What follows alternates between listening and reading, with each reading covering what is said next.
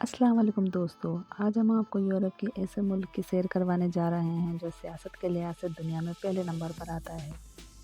یہ ملک اتنا خوبصورت ہے کہ ہر سال 8 کروڑ سے زیادہ لوگوں اس کی سیر کے لیے آتے ہیں۔ اس ملک کے پرفیوم دنیا بھر میں مشہور ہیں۔ جی ہاں، آج ہم آپ کو یورپ کے حسین ملک فرانس کی سیر کروانے جا رہے ہیں۔ اس ویڈیو میں ہم آپ کو دکھائیں گے کہ فرانس نے اپنی تقدیر کیسے بدلی، اسے دنیا کا سب سے زیادہ سیاحوں والا ملک کیوں کہا جاتا ہے، کیا واقعی پرفیوم کی ایجاد فرانس میں ہوئی، اس ملک کی تاریخ کیا ہے، پاکستانی اس ملک کی یونیورسٹیوں میں کیسے جا سکتے ہیں۔ اس کے علاوہ اور بھی کئی دلچسپ حقائق ہم آپ کو بتائیں گے۔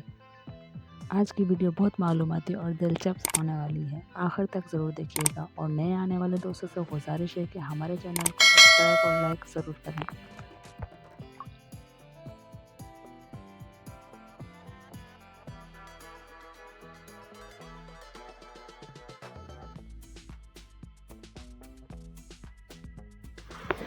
فرانس کا آفیشل نام دی فرینچ ریپبلک ہے۔ اس کی کل آبادی تقریباً 6 کروڑ 50 لاکھ ہے، جو کہ آبادی کے لحاظ سے دنیا میں 23ویں نمبر پر آتا ہے۔ فرانس کا رقبہ 5,51,000 مربع کلومیٹر ہے، جس کے لحاظ سے یہ دنیا کا 49واں بڑا ملک ہے۔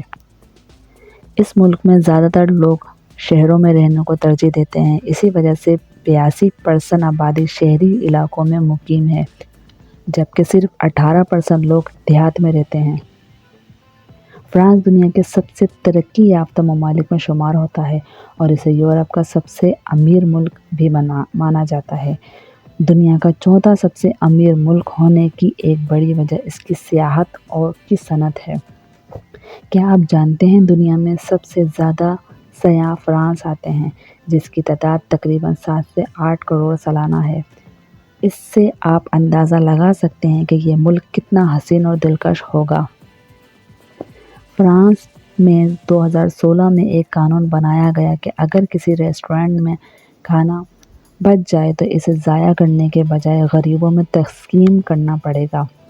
اگر کوئی ریسٹورینٹ بچا ہوا کھانا ضائع کرتا ہوا پکڑا گیا تو اسے بڑا جرمانہ بھرنا پڑے گا۔ یہ قانون دیگر ممالک میں بھی ہونا چاہیے۔ فرانس کے لوگ شراب پینا بہت پسند کرتے ہیں اور یہاں شراب پانی کی طرح عام ہے۔ یہی نہیں بلکہ فرانس دنیا بھر میں شراب برآمد بھی کرتا ہے۔ فرانس کا دارالحکومت پیرس ہے، جسے سٹی آف لائٹس یعنی روشنیوں کا شہر بھی کہا جاتا ہے۔ اگر آپ اس شہر کو اوپر سے دیکھیں تو روشنیوں کا ایک شاندار نظارہ دیکھنے کو ملے گا۔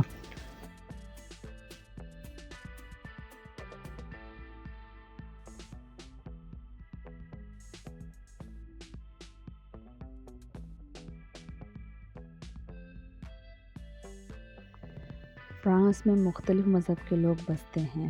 47% رومن کیتھولک، 4% مسلمان اور 33% کسی بھی مذہب سے تعلق نہیں رکھتے۔ فرانس میں پاکستانیوں کی تعداد تقریباً 24,000 اور بھارتیوں کی تعداد 65,000 کے قریب ہے۔ اور دوستو، فرانس کی سرحدیں Belgium, Luxembourg, Switzerland, Spain, Italy, Germany, Atlantic Ocean, England اور بحیرہ روم سے ملتی ہیں۔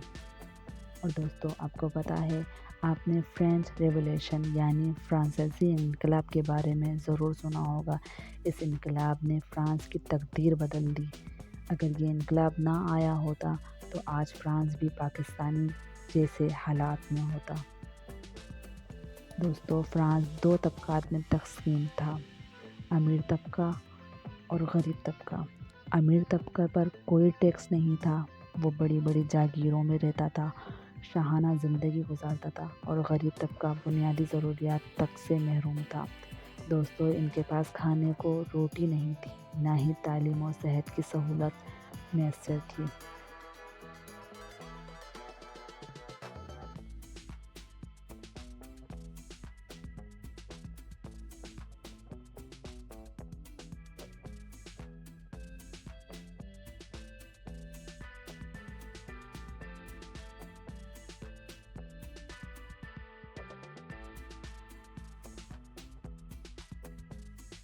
دوستو، آپ نے اکثر فرینچ ریولیوشن کے بارے میں تو سنا ہوگا، جس کے بعد فرانس کی تقدیر بدل گئی۔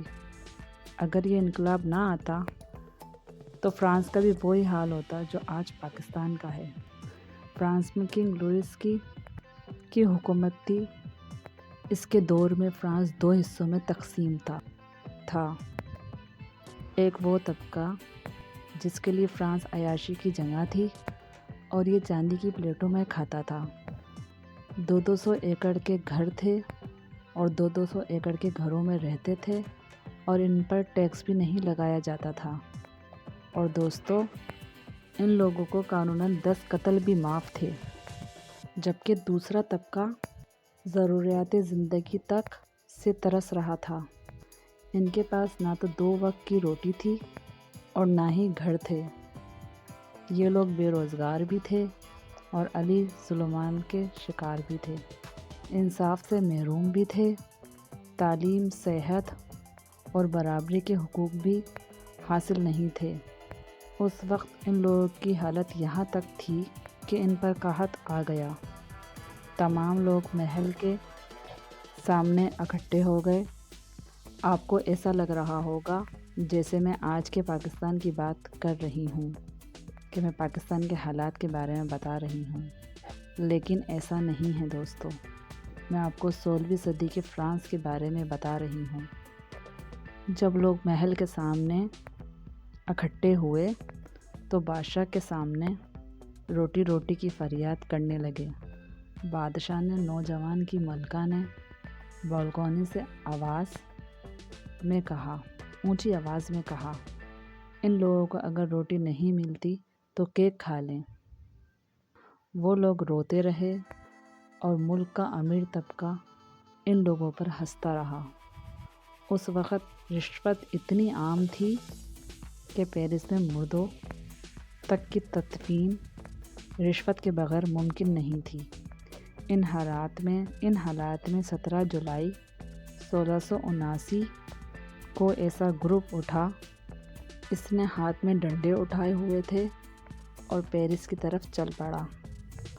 حکومت نے لوگوں کو باغی قرار دیا اور فوج کو انہیں کچلنے کے لیے کہا، لیکن فوج کے پہنچنے سے پہلے ہی یہ چھوٹا سا گروپ لاکھوں کی فوج بن گیا۔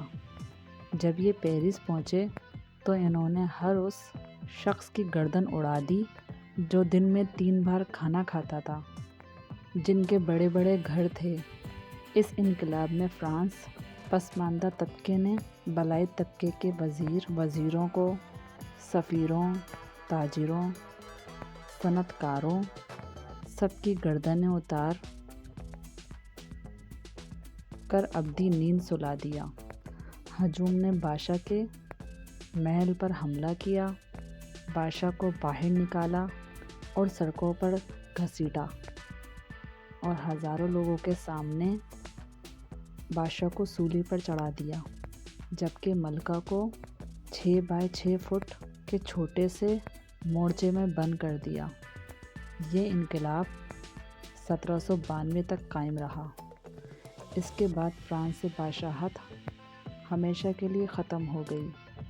اسے تاریخ انقلاب فرانس یا فرینچ ریولیوشن کے نام سے جانتی ہے۔ دوستو، دنیا کی 2 زبانیں ایسی ہیں جن میں کوئی بھی ابہام نہیں ہے، ایک عربی اور دوسری فرینچ ہے۔ آپ کو ہماری ویڈیو کیسی لگی کمنٹس میں ضرور بتائیں اور ہمارے چینل کو سبسکرائب کریں۔